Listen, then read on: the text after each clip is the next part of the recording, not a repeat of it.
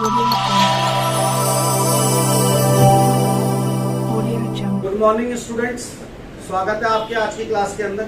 आज हम लोग करने जा रहे हैं चैप्टर 3 की एक्सरसाइज 3.1। आज से मैं वर्ड प्रॉब्लम सारी आपको कराऊंगा और एक एक करके समझाऊंगा, है ना। आप कोशिश करिए उसको समझने की, करने की, ठीक है ना। चलिए, तो ज्यादा बातें करने की बजाय मैं शुरू करता हूँ इसको। पहला क्वेश्चन क्या बोल रहा है, मेरे हाथ में ये एनसीईआरटी है। क्या बोल रहा है, Aftab tell his daughter 7 years ago I was 7 times as old as you were then. Also 3 years from now I shall be 3 times as old as you will be. And bracket में है बच्चों, is not this interesting? Represent this situation algebraically and graphically. देखिए, ये जो question है, इन questions के अंदर linear equation in 2 variable में हमेशा 2 चीजों की बात की जाएगी और आपको सोचना नहीं है आपको किसको लेट करना है या नहीं करना है, आप दोनों को लेट करोगे। जैसे इसमें उसने 2 व्यक्तियों की बात की है स्पेशली।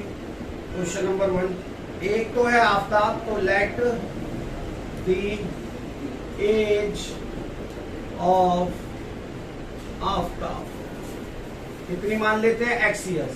कितना है, x years। या इसको थोड़ा और मॉडिफाई कर देता हूं मैं। कैसे,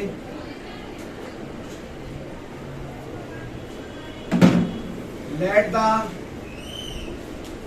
present age of Aftab, Aftab की जो प्रेजेंट एज है वो हमने मान ली कितनी, x year। तो दूसरा व्यक्ति कौन है उसके साथ, उसकी डॉटर कौन है, डॉटर। तो let the present age of his mother, his father है ना, डॉटर है, अच्छा his daughter, sorry his daughter कितनी मान लेते हैं, y मान लिया। अब वो क्या कह रहा है बच्चों, वो कह रहा है 7 years ago। एगो वर्ड का यहाँ पे मीनिंग आपको समझना जरूरी है। जिन वर्ड्स को मैं यहाँ लिखूंगा उन वर्ड से आपको ट्रांसलेशन में इजी हो जाएगा। एगो का मतलब होगा पहले, एगो का मतलब क्या होगा, पहले। पहले। तो हम यहाँ से अपने शीट को 2 पार्ट्स में बांट लेते हैं। एक कंडीशन उसने ये बोली है कि एगो वाली, तो एगो, और एक उसने बोली है कौन सी वाली बच्चों, फ्रॉम नाउ। फ्रॉम नाउ कह लो या फिर आफ्टर कह लो, एक ही बात है। यहां मैं लिख भी देता हूं, फ्रॉम नाउ का मतलब है बाद। क्लियर है बात। अब एक छोटी सी बात देखो, सपोज मेरी जो एज है इस टाइम वो कितनी है, 5 years। कितनी है, 5 years। तो एक बात बताओ कि अगर मैं बोलता हूं आपसे एगो पहले 5 साल पहले, तो मेरी उम्र कितनी रही होगी, 0। मैं पैदा ही नहीं हुआ भाई। आपने क्या करा, जो मेरी प्रेजेंट एज है उसमें से माइनस कर दिया 5। और अगर मैं बोलता आफ्टर या फ्रॉम नाउ, यानी कि 5 साल बाद, तो 5 साल बाद का मतलब क्या हो गया, 5 साल बाद का मतलब ये हो गया कि मेरी आज 5 साल है तो उसमें 5 साल ऐड होंगे। तो अब हम अपनी पहली कंडीशन देखते हैं। अगर एगो की बात की जाए तो उसने कितना एगो बोला है, 7 years एगो। कितना बोला है, 7 years है। तो मुझे एक बात बताओ बच्चों, जो आफ्ताब की एज है, आफ्ताब की एज वो कितनी हो जाएगी बच्चों, x - 7 होगी, नहीं x - 7 होगी, नहीं होगी। और उसकी डॉटर की कितनी हो जाएगी, y - 7। मैंने आपको ये चीज अभी समझाई कि मैंने क्यों सब्ट्रैक्ट करा। भाई अभी मैंने बताया अगर प्रेजेंट में उसकी कोई एज है और मुझे पीछे की एज पता करनी है तो मुझे सब्ट्रैक्ट करना पड़ेगा, कॉमन सी बात है, कोई बहुत बड़ा लॉजिक नहीं है इसके अंदर। अब आती है दूसरी चीज, भाई उसने बोला फ्रॉम नाउ या आफ्टर। कितना फ्रॉम नाउ और आफ्टर बोल रहा है, 3 क्या बोल रहा है, 3 years। कितना बोल रहा है, 3 years। यानी कि 3 year की बात कर रहा है, 3 year की बात कर रहा है। तो आफ्ताब कितना होगा बेटा, x + 3। x + 3। और डॉटर कितनी होगी बच्चों, y + 2। अब इतना क्वेश्चन सभी बच्चों को क्लियर है? अगर है तो आगे बढ़ते हैं। तो अगर इतना क्लियर है तो अब इससे हमें वो इक्वेशन बनाने की कंडीशन देगा। क्या देगा? इक्वेशन बनाने की कंडीशन।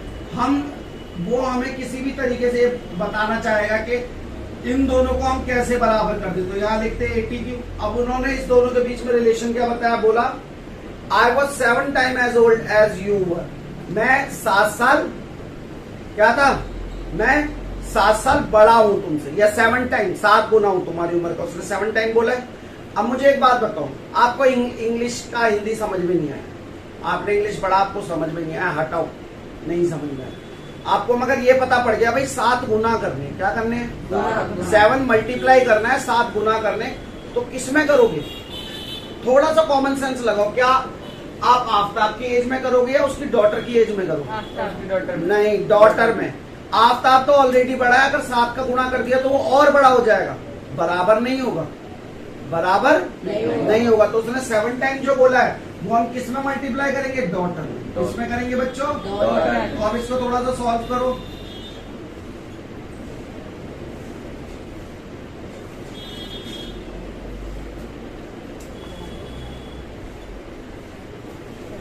कितना आएगा बच्चों, माइनस करोगे तो माइनस 42।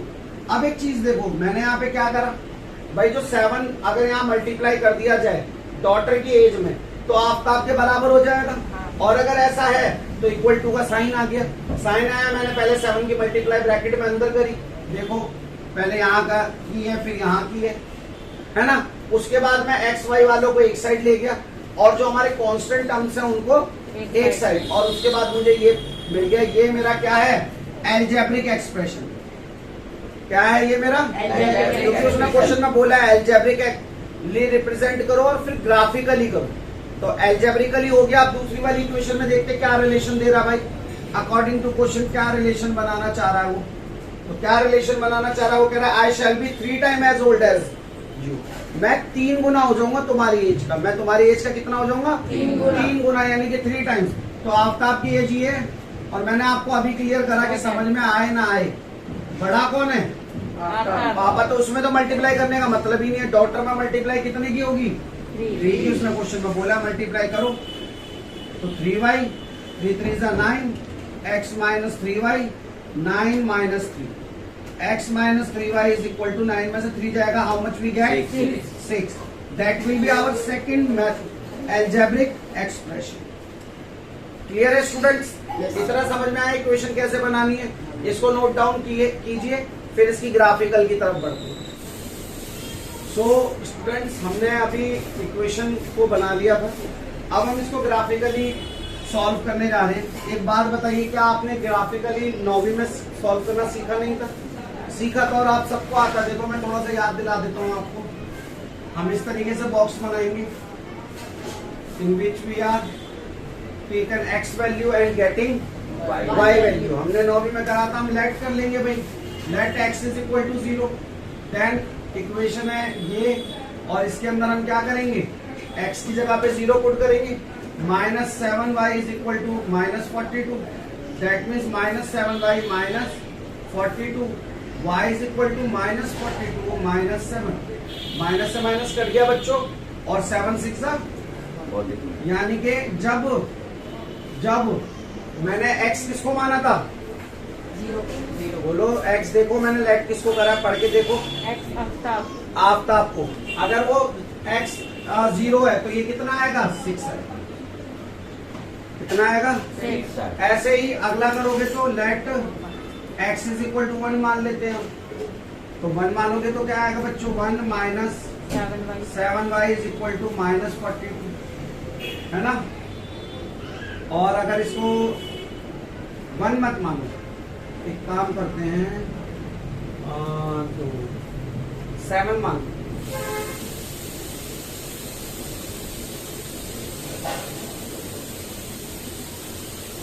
ठीक है, 7 लेट कर दिया तो मैंने x क्या लिया, 7। तो अगर मैं वैल्यू पुट करूं 7 minus 7y is equal to minus 42, minus 7y is equal to minus 42, और मैं माइनस 7 प्लस का 7 उधर जाके, अब क्या आएगा इसको जोड़ने पर बेटा, माइनस 49 आएगा, नहीं आएगा। यही तो मैं कैलकुलेट कर रहा था, मैंने जानबूझ के 7 लिया है। अगर मैं 7 के अलावा कुछ और लेता तो डेसिमल में वैल्यू जाती, ग्राफ बनाने में दिक्कत होती, ग्राफ बनाने में क्या होती, परेशानी होती। हम मैंने ऐसी वैल्यू ली जिससे कि मुझे क्या मिल जाए, ऐसा नंबर मिल जाए that will be divisible by 7। तो मैंने वही किया। अब मैं इसको काट सकता हूँ भाई, 7 7 जब 49, y इज इक्वल टू कितना आ गया 7। दैट मीन जब मैं 7 रखता हूँ तो क्लियर है बात। अब इस पे जाते हैं हम लोग, इसके लिए करेंगे तो फिर वही चीज है, मगर इसको मैं सॉल्व नहीं करवाऊंगा, आप खुद सॉल्व करो। आप इसको या मैं करवा दूं, चलो एक क्वेश्चन पूरा कर लेते हैं, मैं करवा दूं। फिर से वही है, लेट करेंगे x is equal to 0, so 0 minus 3y is equal to 6 and minus 3y is equal to 6। तो y is equal to 6 upon में 3, वो भी minus 3 2 6, y is equal to minus 0 रखा, माइनस 2 आ गया। That x is equal to, अब क्या लिया जाए भाई, 3 के टेबल में 6 के बाद क्या आता है 9 आता है, तो हम कितना रख सकते हैं इसको, माइनस का 3। अब अगर मैं रखता हूं तो क्या होगा देखना, minus 3y is equal to 6, minus 3y is equal to 6 plus में 3, minus 3y is equal to 9 and y is equal to 9 upon में माइनस 3। काटोगे 3 3 9,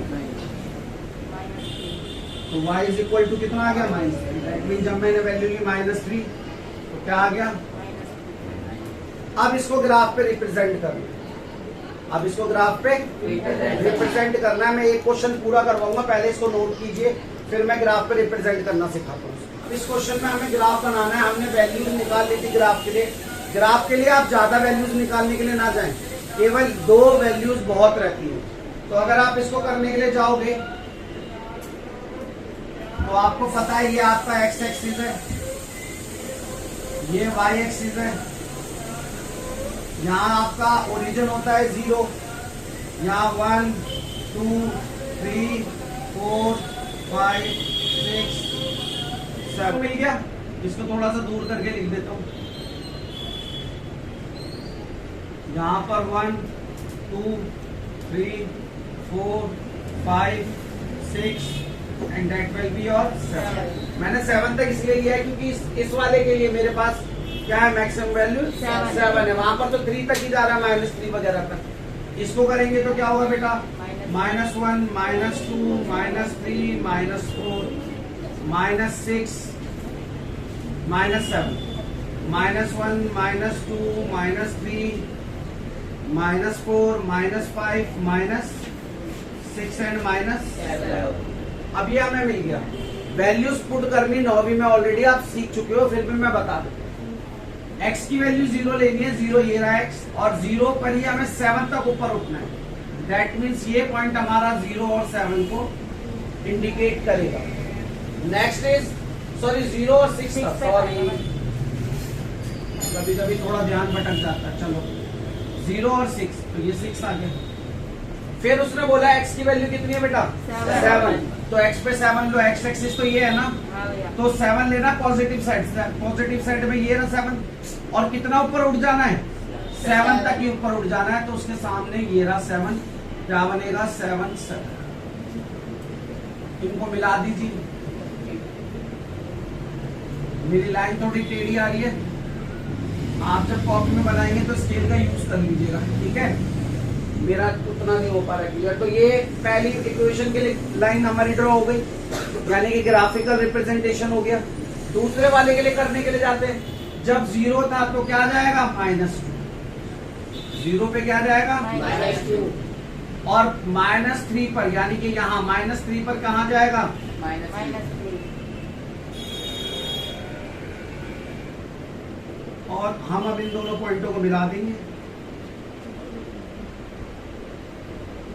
तो ये आपका ग्राफिकल रिप्रेजेंटेशन हो गया इन दोनों ही इक्वेशंस का। देखो सवाल बहुत लंबा था, लेकिन कुछ चीजें 9वीं की भी यूज हुई हैं, कुछ चीजें 10वीं की भी यूज हुई हैं। आप इस सवाल को समझ गए होंगे, नहीं समझे हो तो जो भी वीडियो है उसको बार बार आप रिमाइंड करके देखिए, बार बार आप देखोगे आपको कॉन्सेप्ट क्लियर होगा। फिर भी कोई डाउट हो तो मुझसे पूछ सकते हो आप, ठीक है। इसको नोट इट डाउन करिए, फिर नेक्स्ट क्वेश्चन देखा। हमारा जो पहला क्वेश्चन था उसके अंदर 10th की भी चीजें इस्तेमाल हो रही थी कॉन्सेप्ट, और 9th की भी। अब मैं आपको दूसरा क्वेश्चन बताता हूँ, लेकिन इसके अंदर मैं आपको पूरा सॉल्व नहीं करवाऊंगा क्योंकि मेरा मानना यह है कि मैथ जो है वो लर्निंग बाय डूइंग होता है, यानी कि जब तक आप इस चीज को समझकर खुद ट्राई नहीं करोगे कॉन्सेप्ट को, तब तक आप उसको सीख नहीं सकते। तो अगर उसको सीखना चाहते हो तो जो भी मैं डाउट डालता हूँ प्रैक्टिस के लिए, उनको आप रेगुलर बेसिस पे करिए और वीडियो में कमेंट छोड़िए। अगर आप उसको कल पर डालते हो या नहीं करते हो, दैट मीन्स आप उस कॉन्सेप्ट को नहीं समझ पाओगे कभी भी। समझने के लिए कंटिन्यूटी और डिसिप्लिन बहुत जरूरी है। मैथ कोई ऐसी मुश्किल चीज नहीं है, मेन चीज है कि आप उसको प्रैक्टिस कितना करते हो। ठीक है, तो देखो मैं इक्वेशन बनाने तक आपकी हेल्प करूंगा।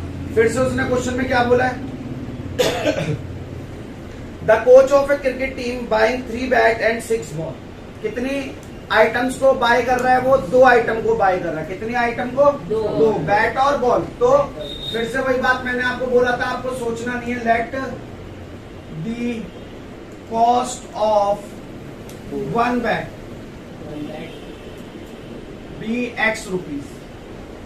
कितने रुपए है? X रुपए। और let the cost of 1 ball be Y rupees. अब मैं एक छोटा सा कॉन्सेप्ट आपको समझाता हूँ। आप जब छोटे थे, शॉप पर गए, आपने टॉफियां खरीदी 10। कितनी टॉफियां खरीद ली बेटा? दुकानदार ने बोला भैया ले तो ली 10, लेकिन ये एक कितने रुपए की है? 2 रुपए की। How much it charge? 2 rupees. ठीक है, अगर ऐसा है तो टोटल कितने पैसे देने होंगे वो पता करने के लिए मैं इनको मल्टीप्लाई करता था। 2 10 20 रुपीज उसको मुझे पे करने होंगे। सेम कॉन्सेप्ट यहाँ चलना है, सेम कॉन्सेप्ट यहाँ पर चलना है। अकॉर्डिंग टू क्वेश्चन अगर मैं करने के लिए जाता हूँ इसको, अकॉर्डिंग टू क्वेश्चन अगर मैं इसको देखता हूँ, तो पहली कंडीशन में उसने कितने बैट खरीदे? 3 बैट। कितने बैट? 3। तो 3 को x से मल्टीप्लाई कर दोगे 3x आ जाएगा। वही कॉन्सेप्ट भाई, जो आइटम है उनको कॉस्ट से मल्टीप्लाई कर दो तो टोटल कॉस्ट आ जाएगी। आइटम, नंबर ऑफ आइटम को कॉस्ट से मल्टीप्लाई कर दो तो टोटल कॉस्ट आपकी निकल के आ जाती है। इतनी बात क्लियर है बच्चों? अब ये 3x आ गया, प्लस उसने यहीं पर शॉपिंग नहीं रोकी, उसने बॉलें भी खरीदी। कितनी बॉलें खरीदी बेटा? 6 बॉल, 6y। और टोटल ये जो पैसा बना, ये जो टोटल पैसा बना, उसने कितने रुपए पे करे? 3900। और आपकी इसी के साथ पहली इक्वेशन बनके रेडी हो चुकी है। सेम फिर सेकंड में बोल रहा है, उसी क्वेश्चन के अंदर बोल रहा है, सेकंड बार कह रहा है later she buy another bat. Another bat यानी कि एक बैट और खरीदा उसने। अनदर बैट यानी कि एक बैट, तो एक बैट की तो कीमत X ही है, तो हमने पहले ही लेट कर लिया था। प्लस क्या कहना चाह रहा है कि भाई 3 मोर बॉल, उसने 3 और बॉलें खरीदी है, यानी कि एक बॉल अगर Y रुपए की तो 3 कितनी की होंगी? 3y। और अब की बात टोटल पैसा कितना पे करा बच्चों उसने? 1300। ये आपकी सेकेंड इक्वेशन। अब इन दोनों इक्वेशंस को आप क्या कर सकते हैं? ग्राफिकली सॉल्व कर सकते हैं। अलजेब्रिक रिप्रेजेंटेशन मैंने कर दिया है, आपको ग्राफिकली इसको सॉल्व करना है। और यही आपका प्रैक्टिस के लिए भी है। किसके लिए बेटा? प्रैक्टिस। जो मैंने अभी सिखाया वो आपको करना है। ओके, उसके साथ साथ क्वेश्चन नंबर 3 भी सेम है। क्वेश्चन नंबर 3 भी सेम है। वहां पर भी वो क्या ले रहा है? एप्पल ले रहा है और ग्रेप्स ले रहा है। तो यहाँ पर आपने 1 बैट माना था, वहां पर 1 kg मानना। क्या मानना? 1 kg ग्रेप्स की कॉस्ट या 1 kg एप्पल की कॉस्ट। और इन दोनों सवालों को करने की कोशिश करिए। उसको जो भी रिजल्ट आता है कमेंट्स में जरूर मेंशन किया कीजिए। अगर कोई डाउट है तो मैं हर बार अपना WhatsApp number, Gmail ID, Instagram ID सब कुछ अपलोड करता हूं। आप चाहो तो मुझसे डायरेक्ट भी डाउट्स पूछ सकते हो। इसी के साथ पढ़ते रहिए, स्वस्थ रहिए और लगन के साथ मेहनत करिए। जय हिंद, जय भारत।